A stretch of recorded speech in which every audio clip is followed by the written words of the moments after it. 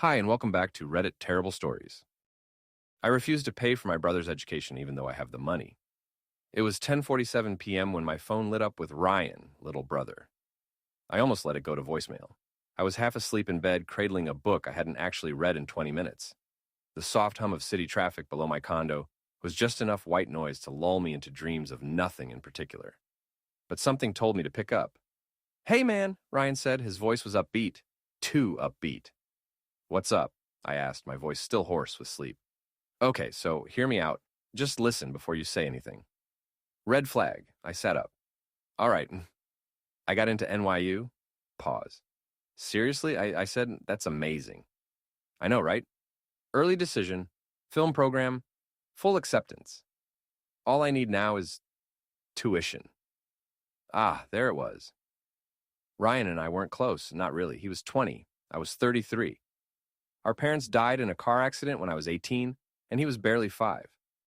I was his legal guardian for a while, until he turned 12 and moved in with our aunt. I sent birthday cards, occasionally bought him Christmas gifts. We shared blood, but not really a bond. I went to Stanford on scholarship, hustled hard, built my own software company from scratch, sold it before I was 30, and retired rich. Ryan? He drifted. Community college dropout. YouTube short films with 200 views, lots of big dreams, no real follow through. And now he wanted to cash in on our shared DNA. I let out a breath. "What does tuition look like?" He paused. "About 54 grand a year, so like 220-ish for the whole degree. More with housing and stuff." I laughed. Not because it was funny. "Ryan," I said, "do you have any plan to pay for it?" He hesitated. "Well, I was kind of hoping you could help with that. Of course." "I know you have the money," he added quickly. "I mean, you bought a Tesla in cash last year." I rubbed my temples. This wasn't about what I could do. It was about what I should do. I didn't say anything for a long time, and Ryan didn't either. I could hear the faint clicking of his fingers tapping something, maybe his mouse, maybe nerves, while he waited for my answer. The air between us grew tight, the kind of tension that wasn't quite anger, but definitely wasn't comfort. "I'm not your parent," I finally said. "I never asked you to be." "You kinda are now." "That's not fair," he snapped. "Neither is life," I replied. I wasn't trying to be cold. But I'd lived through too much to hand over $250,000 because my brother now decided to take life seriously. Because here's the thing. This wasn't the first time Ryan asked me for money. 2 years ago, he'd wanted $10,000 to shoot an independent film with friends from his improv class. I gave him 5. It never got finished. Last year, he wanted 3 grand to upgrade his editing rig to apply for internships. I Venmo'd it. He ended up using half of it for Coachella tickets. I kept receipts. Not because I was petty, because I was tired of pretending that good intentions always led to good outcomes. "I'm not trying to live off you," he said defensively now. "This is different. This is school, real school. You're always saying people should invest in themselves. That's true. So, invest in me. That's not how that works." Silence. Then, "Wow. You really don't believe in me." I sighed and leaned my head against the wall. "Ryan, it's not about belief. It's about trust. You haven't shown me you're ready for something like this." He exploded. "So I make one mistake and suddenly I'm a lost cause? You think you're better than me because you got lucky with some app?" There it was, resentment in its rawest form. "No," I said quietly. "I think I'm better at following through." He hung up, just like that. I stared at the blank screen on my phone and wondered if I'd just slammed the door on the last piece of family I had left. But in my gut, I felt relief, and that scared me more than anything.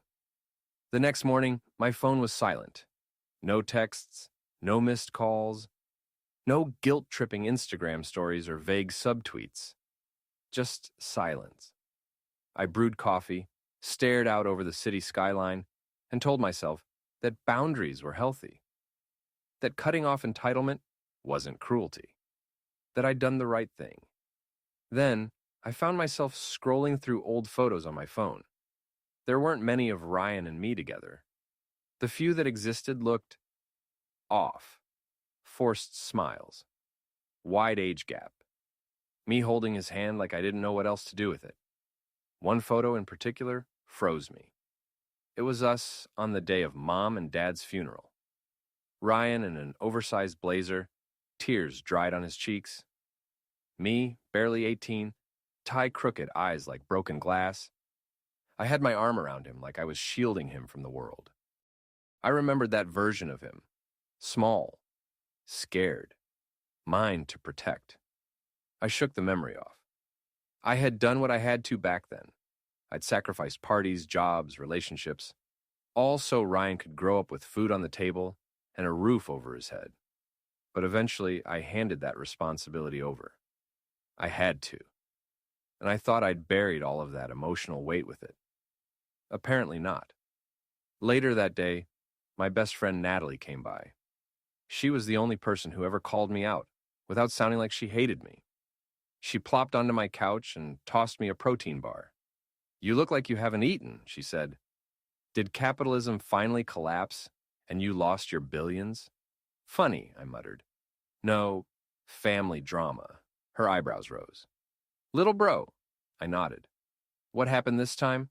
Another business opportunity in NFTs?" I gave her the rundown. NYU, film school, 6 figures, the whole guilt trip. She listened without interrupting. Then she said something that surprised me. "Hell, you should have said yes." I blinked. "Excuse me?" "Look," she said, chewing the protein bar like it owed her money. "I'm not saying he deserves it. But it's not about that. It's about whether you'll regret not helping him if he actually turns it around. So, I'm supposed to just throw money at the possibility he might finally grow up? Isn't that what investors do every day? I'm not an investor in Ryan, Inkia. Maybe not. But you're the only family he's got left. And like it or not, that still means something." I didn't have a comeback for that, but I wasn't ready to admit she might be right. 2 days passed. Still nothing from Ryan. No updates, no angry follow-ups. No, "you'll regret this" messages. I figured he'd cooled off, or was too proud to come back with another ask. That would have been fine by Mila's drama. More peace. Until I opened my inbox on Thursday morning. Subject, just read it. It was from Ryan. The email had one attachment, a PDF titled My Plan. I groaned but clicked it anyway. Inside were 8 pages of carefully typed out goals, budgets, references, even a proposed timeline for getting through NYU. He'd broken down how much tuition cost, what financial aid could potentially cover, what scholarships he'd apply for, and how much he was asking from me. $73,000 across 3 years. There were even links to articles about NYU's film program, reviews from alumni, and a mock-up of a short film he'd storyboarded himself. It wasn't bad. It was actually kind of creative. But the most surprising thing? The tone. No guilt tripping. No pleading. Just, "Here's what I want to do. I know you don't owe me anything, but I'm asking anyway." I stared at the last page. A single line stood out. "I know I've wasted time, but I don't want to waste the rest of it." Something about that hit different. I called Natalie. "Read this," I said, forwarding the PDF. She called back 10 minutes later. That was either incredibly manipulative," she said, "or he's finally growing up." "I know," I muttered. "And I don't know which scares me more." I didn't reply to him right away. Instead, I walked to a small coffee shop I used to go to back when I was coding the first version of the app that made me rich. The same shop where I used to sit for hours, broke and desperate, praying the code would compile and that I wasn't wasting my life chasing a dream. I remembered the looks people gave me when I told them I wanted to build something instead of getting a real job. It made me wonder, how many Ryans did the world laugh out of their dreams? That night, I called him. He picked up on the first ring. "I read it," I said. He was quiet. "Well?" he asked. "I'm thinking about it." His voice caught slightly. "Okay, that's all I can ask." And for the first time in years, it didn't feel like a transaction between us. It felt like a conversation, maybe even a bridge. I spent the next few days thinking about Ryan, about myself, about what we owed each other, if anything at all. The part that haunted me most wasn't the money. It was the possibility that he might actually mean it this time, that he was finally ready to take his life seriously. And if I said no again, and he did succeed without me, would I live with the guilt of not believing in him? Or worse, if I said no and he failed, would I blame myself? I decided to meet him face to face. We met at a neutral place, in a park halfway between our apartments. He looked tired. Not like someone who'd been up all night partying, but like someone who'd been staying up thinking. He sat on a bench. I stood. Before you say anything, I told him, I need you to understand something. He nodded slowly. I'm not doing this because I owe you. I raised you when I was barely an adult myself. I wiped your tears, paid the bills, missed job interviews, skipped college. You don't get to weaponize family as leverage after all that. He swallowed. I know, I do. And if I do this, if it's on my terms. Ryan straightened up a little. Okay, I'll pay the balance not covered by scholarships and grants. You'll need to apply to all of them first. Got it. I want access to your academic records, not to control you, just to know you're actually attending and trying. Fair. And you don't get to treat this like a party.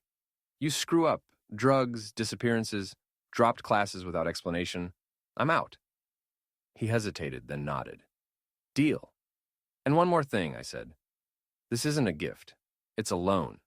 No interest, no deadline, but you will pay me back. Someday. Ryan blinked. Seriously? Yes. Okay, he said with a small, ironic laugh. You really are a startup, bro. I sat down next to him. Takes one to know one. It wasn't perfect, it wasn't warm or fuzzy, but it was real. And maybe for the first time in years, we were speaking the same language. That night, I drafted a simple contract. Not because I didn't trust him, but because I needed us both to know this wasn't just about money. It was about rebuilding something that got broken years ago. Not with apologies, but with actions.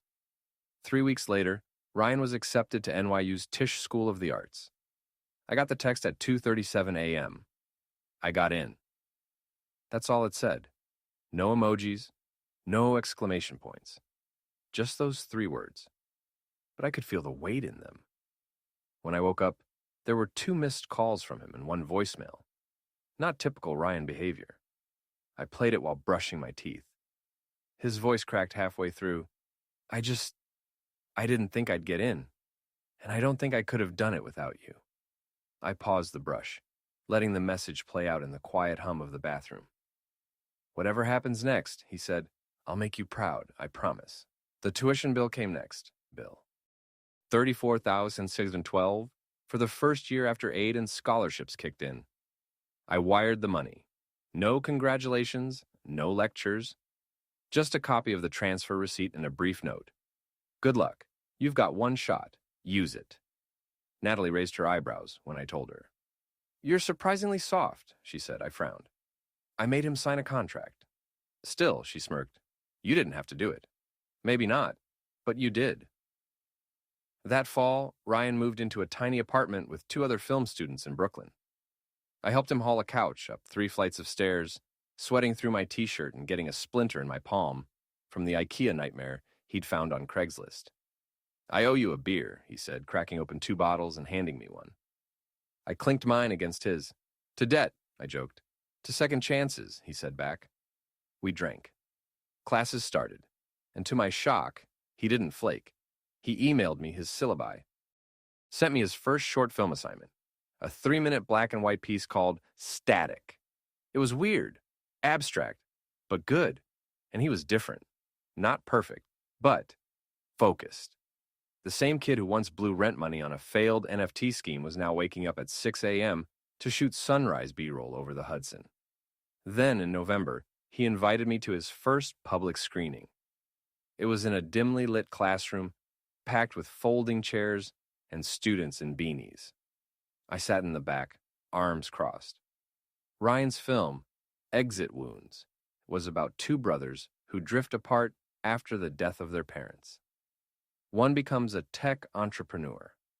The other spirals. I felt my throat tighten when the final scene showed the older brother showing up, not with flowers or apologies, but with a suitcase and a train ticket. Just being there. After the applause, I walked up to him. He looked nervous. "Well?" he asked. "It didn't suck," I said. He exhaled. "Thanks." And I meant it. I didn't cry watching his film, but I thought about it later that night, lying awake. The brothers, the tension, the silence between them, the unspoken regret. I knew Ryan wasn't just telling a story. He was processing us. Maybe I was too. Thanksgiving rolled around. For the first time in 5 years, Ryan offered to host. "Just you, me, and maybe a rotisserie chicken," he joked. But when I showed up, he had somehow made stuffing from scratch, mashed potatoes with real garlic, and even baked a tiny, slightly lopsided pumpkin pie. Natalie couldn't come. Work stuff. But she texted me to be nice. I tried. Over cheap wine and too much food, we talked about our childhood. About how he never really knew Mom. About how he remembered me sleeping on the couch in that one-bedroom apartment, pretending the springs didn't hurt my back. "I thought you liked the couch," he said. I hated it. We laughed. Then he got quiet. "You think she'd be proud?" he asked. It hit me how rarely Ryan talked about our mom. I looked at him. "She'd be proud of how far you've come." He nodded, staring down into his wine glass. "And pissed that you never learned to peel potatoes correctly?" That made him smile. By December, he'd finished his first semester with a 3.6 GPA. He sent me the transcript without me asking. I stared at it for a long time. Then I replied, "Nice work. Keep going." No emojis, no overpraise, just support. On my terms. Then came January. New semester, new classes, new projects. I started hearing from Ryan less, not because he was ignoring me, but because he was busy, focused. He messaged me at 2 a.m. one night in February. "Sorry I've been MIA. Been editing like crazy. You'll like this one." He attached a screenshot of a film still. 2 figures sitting on the Brooklyn Bridge, talking under a streetlight. Caption: "Sometimes family isn't what saves you. It's what haunts you until you learn how to live with it." A week later, I got a text from an unknown number. "Hey, I'm Professor Klein. Ryan speaks highly of you. Just wanted to say, he's got something special." I blinked. I didn't know how to respond, so I just said, "Thanks, I think so too." Maybe I'd spent so long seeing Ryan as a burden that I never considered what he might be if given the right foundation. Not a leech, not a loser, but a late bloomer. And maybe, just maybe, someone I could be proud of. Spring semester brought a chill with it, not just in the air, but in Ryan's voice. His texts became shorter, his replies slower. I didn't think much of it at first. Deadlines, stress, the usual. But then I got a voicemail at 3:12 a.m. "Hey, I messed up," his voice wavered. "Call me when you can." I called him that morning. "What happened?" He exhaled loudly. "I lost all the footage." "What do you mean, all of it?" My external drive, and it crashed. Everything for my midterm project is gone. "You didn't back it up?" "I thought I did. The cloud sync failed." I wanted to yell at him. I really did. But the silence on his end said enough. He already hated himself for it. "I'm sorry," he said again, voice cracking. For once, I didn't reach for a lecture. I just asked, "What do you need from me?" Ryan reshot the film in 48 hours. Slept maybe 4. He emailed me a rough cut on the 3rd night. It wasn't perfect. You could see where the lighting had changed between takes. But it was passionate, desperate, raw, like watching someone claw their way back from a grave they dug themselves. He got a B, not what he'd hoped for, but more than he expected. And when he called me that night, there was no apology. Only, I learned my lesson. Backup drives, triple backups, cold storage, the works. I laughed. "You finally sound like a responsible adult. Don't push it." April brought Ryan's first award. An internal student competition. 5-minute short films based on the theme, distance. He didn't even tell me he'd entered. I found out when he posted a picture on Instagram holding a tiny plastic trophy, captioned, "Sometimes distance teaches you what proximity Never could. The post got over 400 likes. Mostly students, other film people, his professor.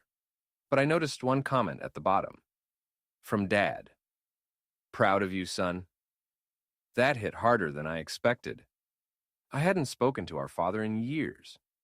After Mom died, he barely lasted a month before he packed his bags and left, leaving me, a 19-year-old college freshman, to raise a 10-year-old. I never forgave him. Still haven't. But Ryan had. Or maybe he just needed something I didn't. When I brought it up later, Ryan said he reached out a few months ago. I didn't want to tell you until I figured out how I felt. And I'm still figuring it out. Fair enough? He was 20 now. He didn't need my permission to heal his wounds differently than I healed mine. By May, Ryan had completed his second semester. He'd lined up a summer internship with a small production studio in the city. Paid, modestly, but paid. He texted me simply, I won't need your money this summer. Just your couch, maybe. I smiled. That couch he hated. It was still in my office. Still springy, still terrible. But this time, he was coming to crash, not collapse. There's a difference. That summer, our lives overlapped, more than they had in a decade. Ryan slept on my lumpy office couch, complained about the AC, made terrible coffee every morning. And yet, it felt good, familiar. The rhythm of two brothers figuring out who they were outside of survival. His internship kept him out late most nights. Sometimes he'd stumble in around 1 a.m., still hyped up from editing reels or assisting on low-budget shoots for local businesses. One night I asked, why do you even like this industry? It seems brutal. He shrugged, sitting cross-legged on the floor with takeout noodles. I don't know, he said. It's like, I get to make people feel something. That's rare. Most people just pass through life numb. And you're the antidote? He grinned. No, just the guy handing out the syringe. I rolled my eyes. That's not better. We didn't talk about money much that summer, but one night I found an envelope taped to the fridge. It had a note. I can't repay everything, but here's a start. For rent, or the water bill, or just beer. Inside, $250. Not a lot by my standards, but to him, it was everything. At work, things were tense. Layoffs looming, budget cuts. Our department was merging with another. Natalie and I started having those quiet conversations no one wants to have. What if they let me go? I told her I had savings. I didn't tell her how much of it I'd originally planned to spend on Ryan's tuition. That money sat untouched. A reminder of a choice that had once felt cruel, but now felt correct. Not because I withheld support, but because I gave him room to build his own scaffolding. Mid-July, Ryan invited me to a student screening downtown. His studio had let him direct a short promotional piece for a community nonprofit. It wasn't a narrative film, just a 2-minute profile of local volunteers. But it had heart. After the screening, an older man with a white beard came up to us. You're the brother? He asked me.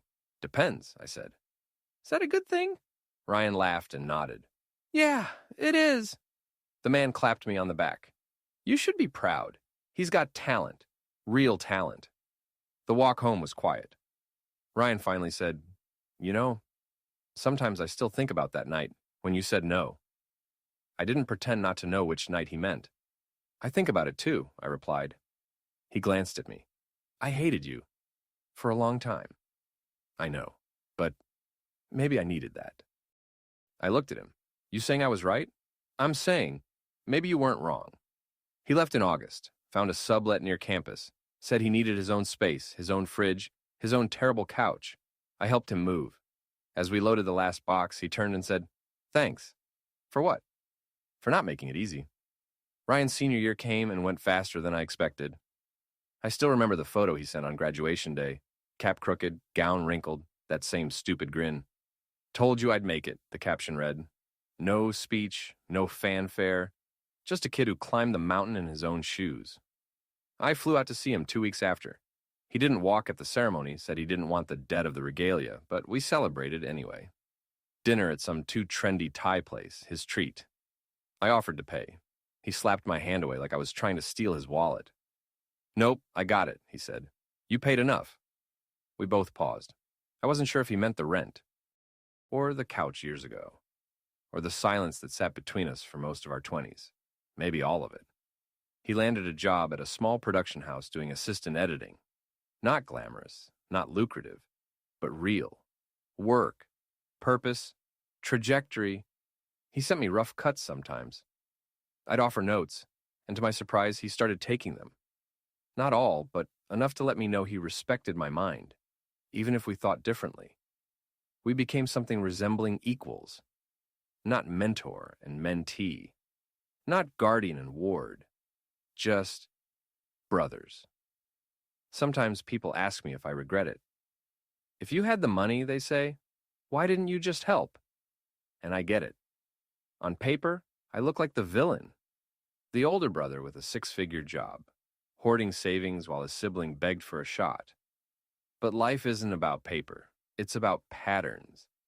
And the one Ryan and I lived in for years was a loop of dependency, resentment, and rescue.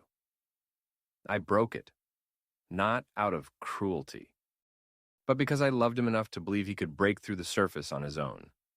We talk now, regularly. He calls when he lands new gigs, when he breaks up with someone, when he needs help setting up a 401k. I give advice, not money, but guidance, and he listens. That might be the biggest change of all. The old tuition money, still sitting in that account. Natalie teases me about it sometimes. What are you saving it for? I don't know. Maybe for a down payment, maybe for our future kid, maybe for nothing. Just a reminder that sometimes doing less is a kind of love, too. Ryan's latest short got picked up by a small festival. He texted me the news with a link. Want to see the trailer? I clicked. The opening shot, two brothers walking side by side, same stride, different shadows. Title, The Long Way Up. Credits roll. Written and directed by Ryan J. Clark. For my brother Adam. Thanks for believing in me when I didn't.